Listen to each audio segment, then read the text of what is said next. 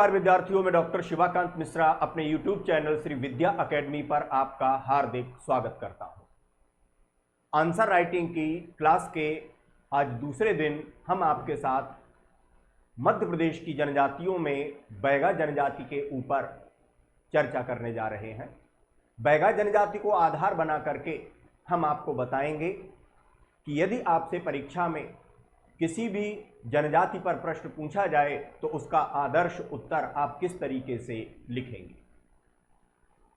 तो answer writing की practice के लिए तैयार हो जाइए मेरे साथ। सबसे पहले आदर्श उत्तर का प्रारूप या मॉडल आंसर का पैटर्न क्या होना चाहिए वो यहां पर आपको दिखाई दे रहा है। सबसे पहले परिचय, इंट्रोडक्शन, उसके बाद हम भौगोलिक वितरण, ज्योग्राफिकल डिस्ट्रीब्यूशन लिखेंगे। उसके बाद अधिवास, जिसको इंग्लिश में हैबिटेट कहते हैं, वो लिखेंगे।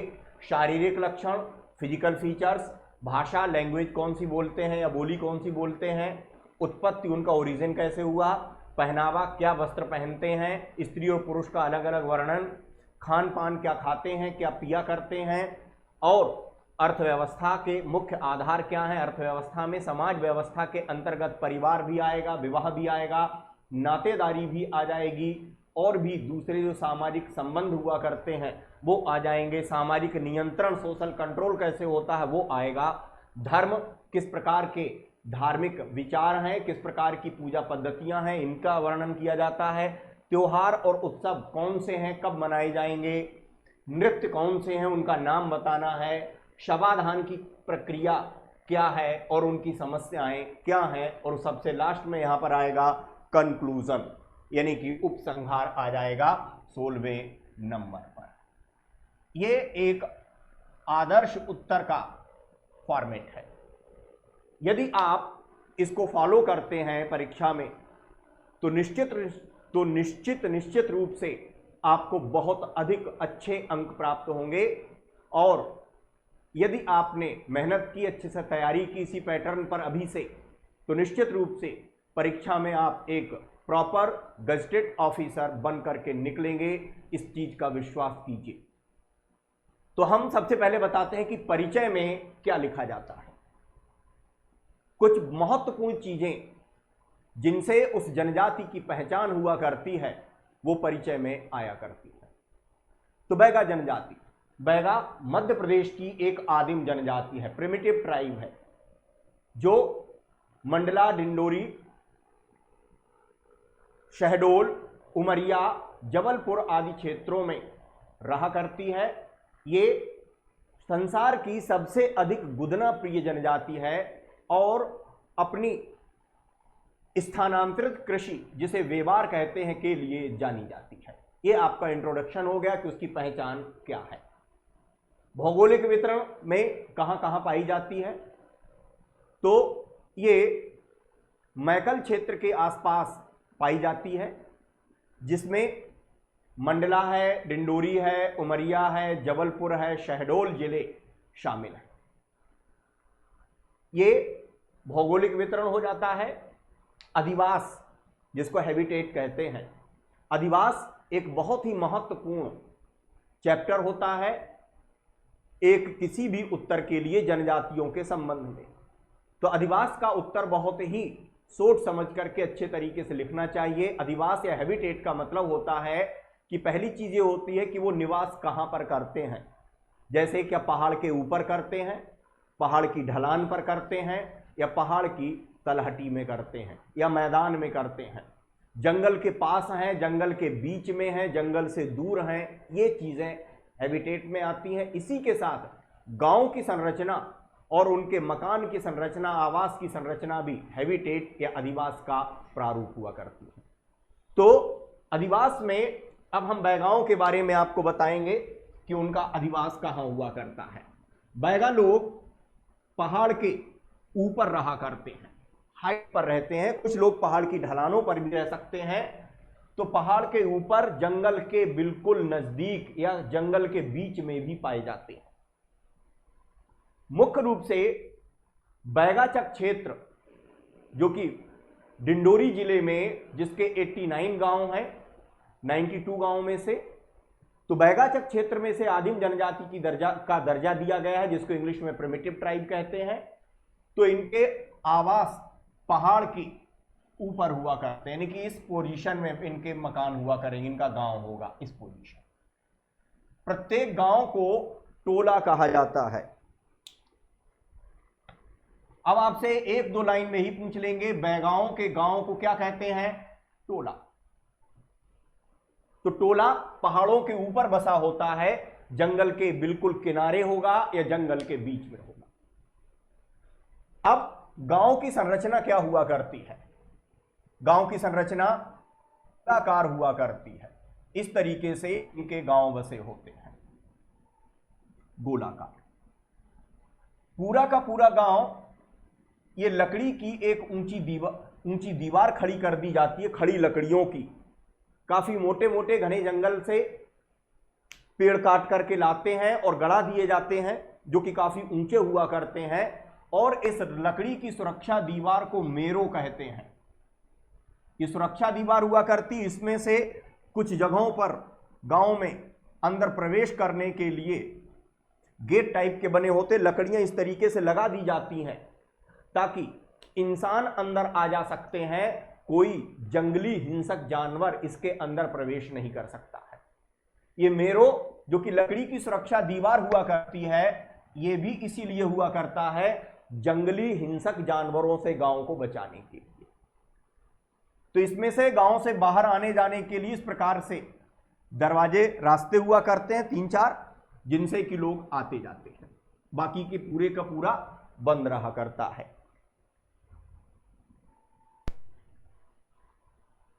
इसी प्रकार की एक सुरक्षा दीवार से, जिसको हम कहेंगे मेरो, इससे घिरा रहता है।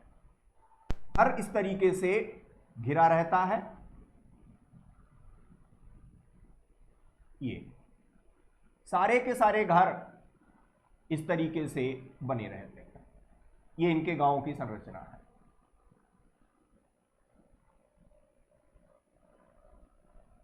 अब ये गोल संरचना ही क्यों होती है? क्योंकि जनजातियों में सभी लोग अपने कामों से, घर के कमाने वाले जो भी युवा लोग होते हैं, पुरुष और स्त्रियां जाते हैं, तो गांव के अंदर सिर्फ बुजुर्ग रह जाते हैं।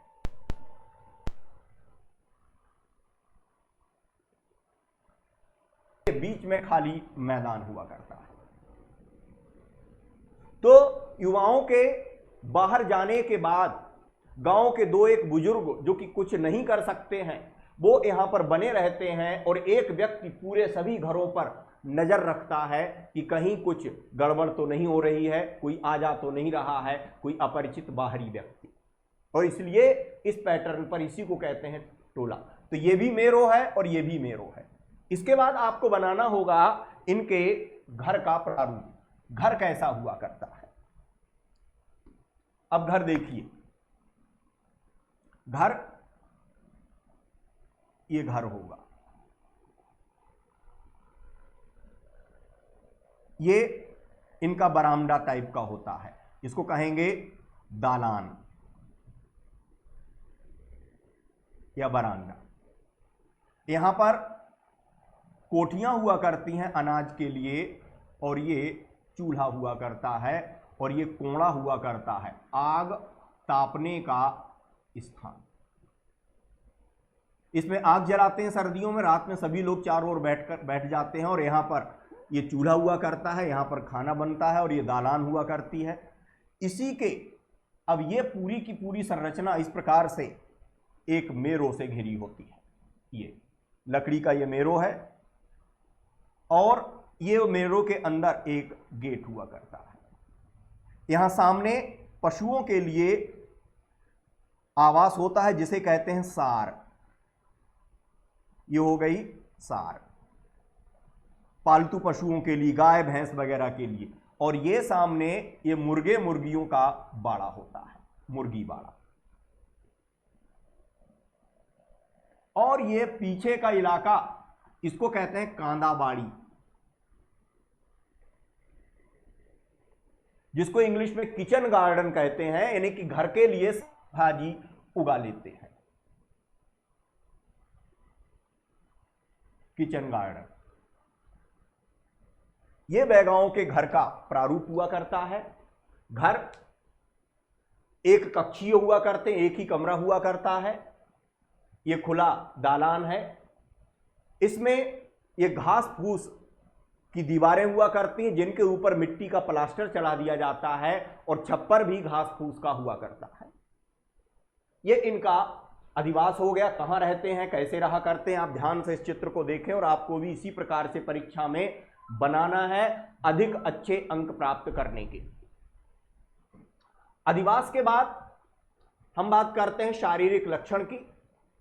तो ये प्रोटो ऑस्ट्रेलॉयड प्रजाति से संबंधित हैं जिनका रंग सांवले से लेकर के काला तक हुआ करता है।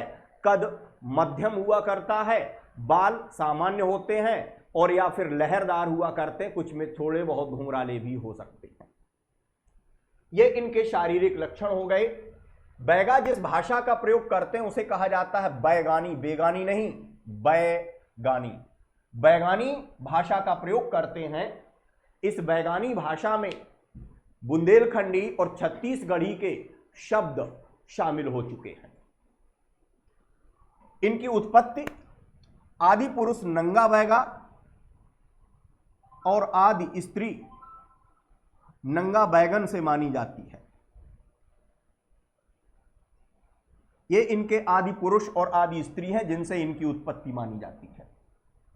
पहनावा बैगाओं का, स्त्रियां एक साड़ी पहनती हैं जिसे कपची कहा जाता है। कपटी नहीं, कपची।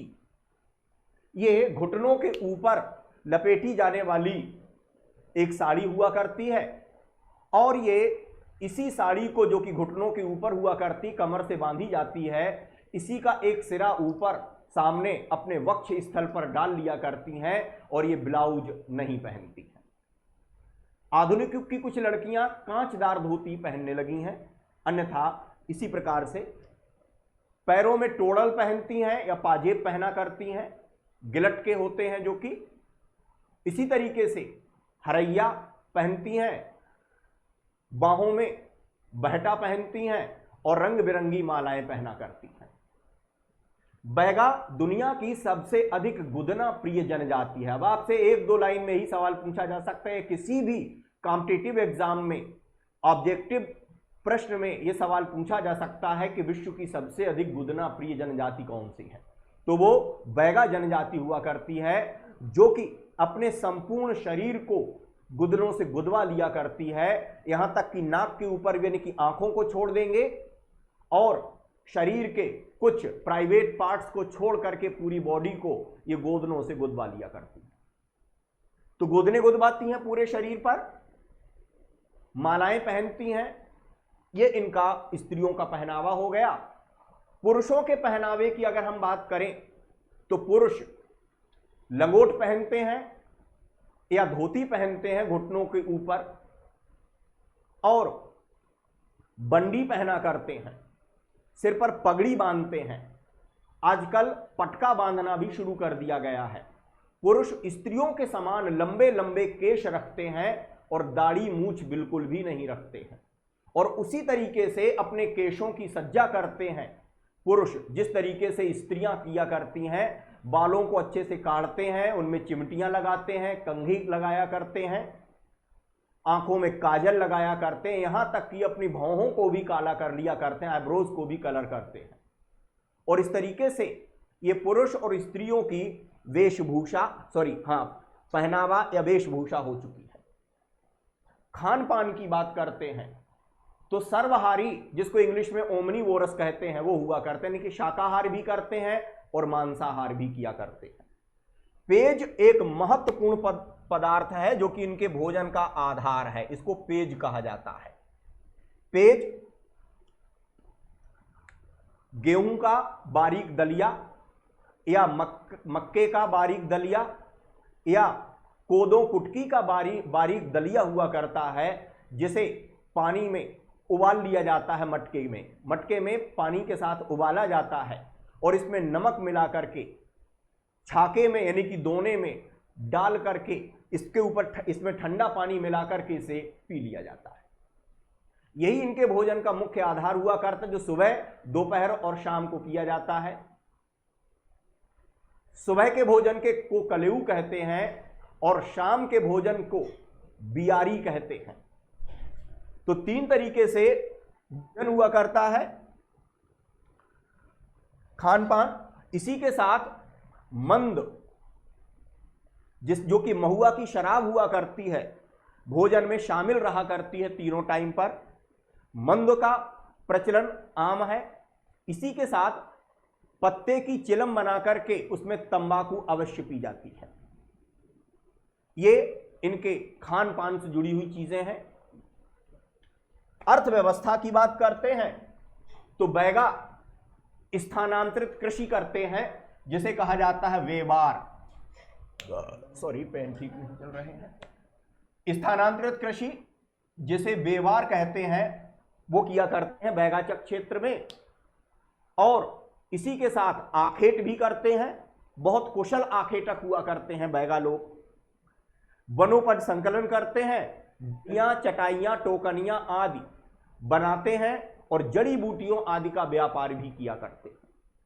ये इनकी अर्थव्यवस्था। और पशुपालन करते हैं बैगा लोग। सुअर पालन और मुर्गी पालन भी करते हैं। हर घर में मुर्गियां अवश्य पाली जाती हैं। तीतर बटेर पाला करते हैं। तो अर्थव्यवस्था बहुमुखी यानी कि मल्टी डायमेंशनल है, किसी एक चीज पर निर्भर नहीं है। तो अर्थव्यवस्था के बाद बात करते हैं समाज व्यवस्था की।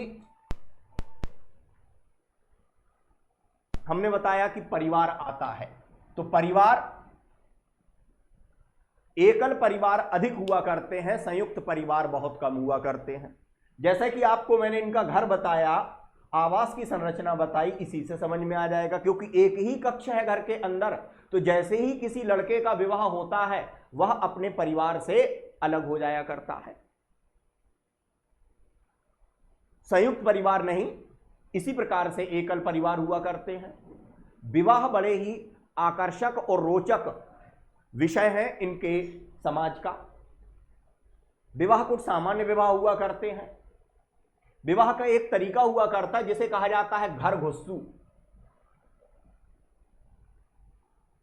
घर घुस्सू विवाह में लड़की यदि किसी लड़के से प्रेम करती और लड़का विवाह करने को तैयार नहीं है, डर रहा है, तो लड़की बलपूर्वक उस लड़के के घर में घुस जाती और उसे अपना पति मानना शुरू कर देती है। उसके घर वाले उसको मारेंगे, धक्के मारकर बाहर निकालेंगे, खाना नहीं देंगे, और लड़की कई दिनों तक इस तरीके से अपने प्रेमी के घर में रहते हुए संघर्ष करती है कि प्रेमी उसे स्वीकार कर ले। कुछ दिनों तक लड़की के त्याग और तपस्या के बाद अंततः प्रेम की जीत हुआ करती है। समाज का दबाव पड़ा करता है और लड़की को वो लोग स्वीकार कर लिया करते हैं। इसी तरीके से एक अन्य तरीका हुआ करता है जिसको कहते हैं लमसेना। लमसेना, अब यह भी पूछा जा सकता है घर घुस्सू विवाह कहां होता है, लमसेना किससे संबंधित है। तो घर घुस्सू के बाद अब हम लमसेना की बात करते हैं। वधु मूल्य का प्रचलन है, ब्राइड प्राइस जिसको कहते हैं। तो वधु मूल्य यानी कि जो लड़का वधु मूल्य देने में सक्षम नहीं है वह अपने भाभी ससुर के घर में रह करके कुछ दिनों तक सेवा करता है और वधु मूल्य चुका देता है। ऐसे लड़के वधु मूल्य चुका देता है तब उसका विवाह उसकी कन्या से हो जाएगा। इसी को कहते हैं लमसेना। लमसेना की अवधि 3 साल से लेकर के 5 साल तक हुआ करती। कम से कम 3 साल तो ससुर के घर में काम करना ही है और 5 साल भी करना पड़ सकता है। तो इस तरीके से प्रेम विवाह भी प्रचलित हुआ करते हैं। इलोपमेंट यानी कि भाग करके विवाह हुआ करते हैं। अनेक प्रकार के विवाहों का प्रचलन जनजातियों में, इन बैगा जनजाति में पाया जाता है।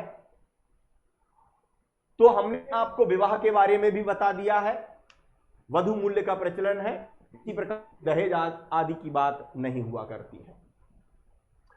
तो परिवार और विवाह के बाद सामाजिक नियंत्रण के लिए एक पंचायत हुआ करती है जिसका प्रमुख मुकड़दम होता है। मुकड़दम मुखिया होता है। जो मुकड़दम गांव के बुजुर्गों की सहायता से न्याय का कार्य संपन्न करता है और समाज के ऊपर नियंत्रण स्थापित करता है। ये हो गया समाज व्यवस्था। धर्म क्या है? बैगा लोग बहुदेववादी और प्रकृति पूजक हैं। बहुदेववादी मतलब बहुत सारे देवी देवताओं को मानते हैं और प्रकृति की पूजा करते हैं। तो बहुदेववादी और प्रकृति पूजक हैं बैगा। दूल्हा देव, बड़ा देव, माई, बघेश्वर पद,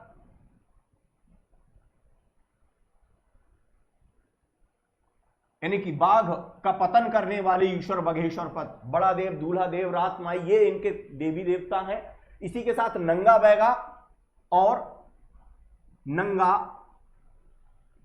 बैगन, ये भी इनके प्रमुख देवता हैं। नंगा बैगा और नंगा बैगन, इसी के साथ शंकर जी, हनुमान जी को भी और देवियों को भी ये लोग पूजा करते हैं। त्योहार और उत्सव क्या हुआ करते हैं?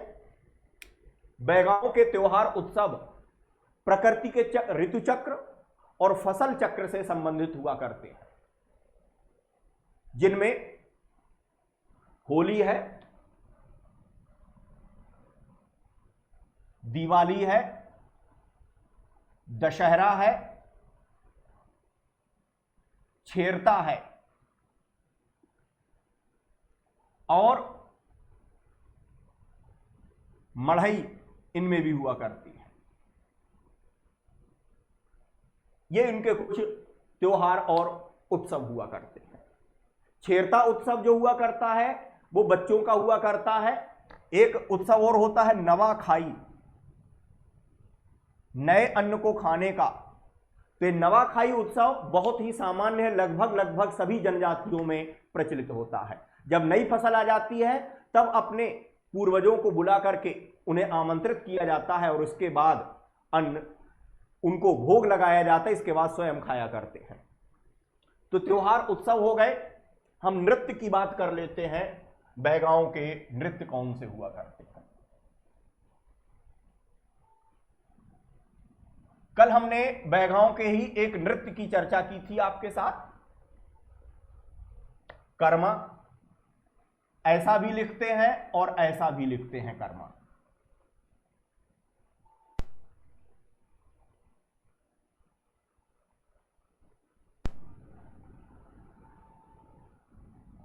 परघौनी नृत्य भी है ये इनके, और दशहरा नृत्य भी है। ये नृत्य में मुखौटों का भी प्रयोग कुछ नृत्यों में किया जाता है। मुख्य रूप से दशहरा नृत्य में मुखौटों का प्रयोग किया जाता है, लकड़ी के बने हुए मुखौटे धारण करते हैं। नृत्य के बाद शवाधान की क्रिया क्या है? तो शव को सामान्यतः दफनाया जाता है, लेकिन यदि कोई व्यक्ति जो कि बहुत अधिक आयु को प्राप्त करके मृत्यु को प्राप्त होता है या कोई बहुत ही सम्माननीय होता है, प्रसिद्ध होता है, तो ऐसे व्यक्तियों के शव को जलाते हैं, उसका दाह संस्कार करते हैं। यानी कि विशेष सम्मानित व्यक्ति के दाह संस्कार की प्रथा है, बाकी लोगों को दफनाया जाता है।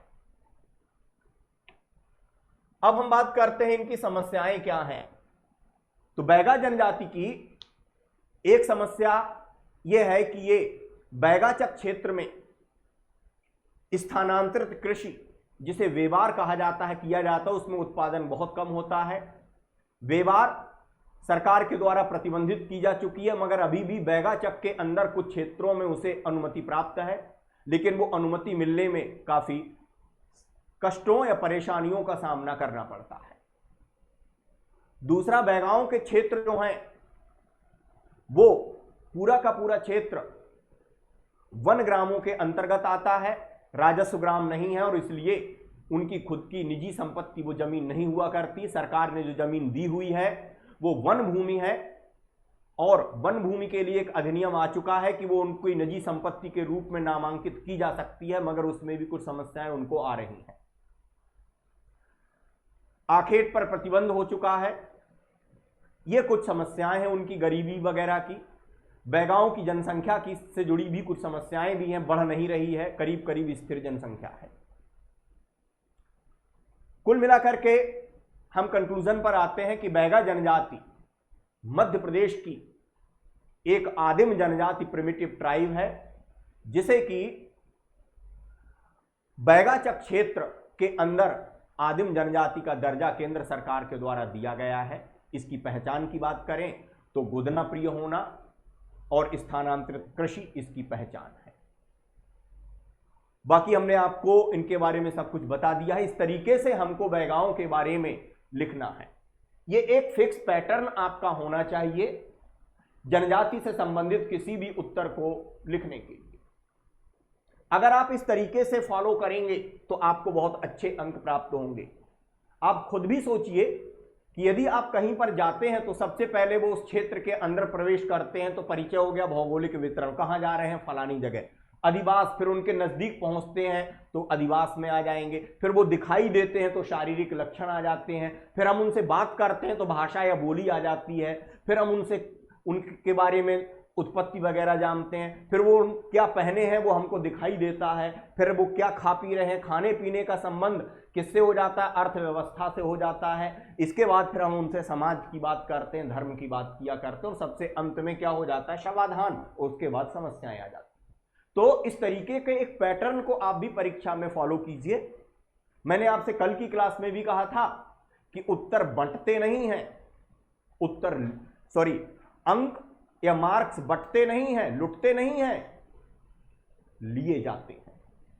इस अच्छे तरीके से उत्तर लिखिए कि सामने वाला सोचने को मजबूर हो जाए कि इस परीक्षार्थी के अंक किस जगह से काटे जा सकते हैं।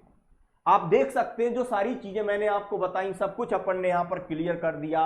अधिवास क्लियर कर दिया, मैदान में ये मेरो है, ये सब मैदान है, ये घर हो गए, ये घर की संरचना हो गई पूरी की पूरी। तो ये सब चीजें जब हम डायग्राम बना देते हैं, सब कुछ कर दिया करते हैं, इससे कॉपी चेक करने वाले को तुरंत समझ में आ जाता है कि आपने चीजों का बहुत ही गंभीरता के साथ अध्ययन किया है। तो आज की क्लास हम यहीं पर समाप्त करते हैं। समाप्त करने के पहले आपको धन्यवाद देते हैं कि आपने हमें देखा। हम आपसे पुनः कहेंगे कि हमें सब्सक्राइब कीजिए, शेयर कीजिए और लाइक कीजिए। धन्यवाद, नमस्कार, जय हिंद, जय भारत।